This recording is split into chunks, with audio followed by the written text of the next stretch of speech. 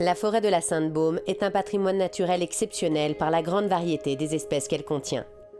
Mais dans cette forêt millénaire, de nombreux arbres subissent les effets néfastes du changement climatique qui ne cesse de s'accélérer.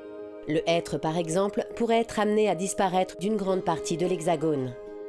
L'Office national des forêts a alors lancé en 2011 le projet Giono, un projet innovant de migration assistée qui consiste à déplacer les espèces localement menacées par le réchauffement climatique pour les faire migrer au nord, vers des terres plus clémentes.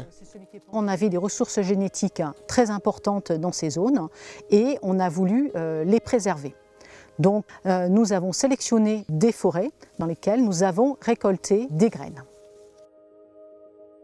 La deuxième étape de cet exode climatique se poursuit dans un petit village de Loire-Atlantique. Direction la pépinière expérimentale de Guémené-Pinfo. C'est ici que les graines récoltées deviendront de jeunes pousses.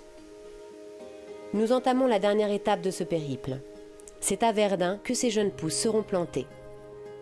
Pourquoi Verdun? Parce que, avec les modèles climatiques, même les plus drastiques, c'est une zone qui va continuer à être favorable à l'espèce, aux hêtres et aux chênes sessiles.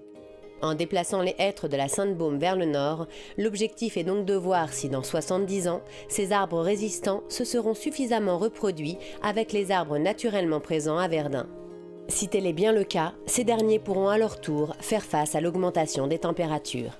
Le changement climatique, c'est quelque chose d'inéluctable, mais le forestier, de tout temps, il a su envisager des solutions pour le long terme et Giono est un exemple de solution pour adapter les forêts au changement climatique.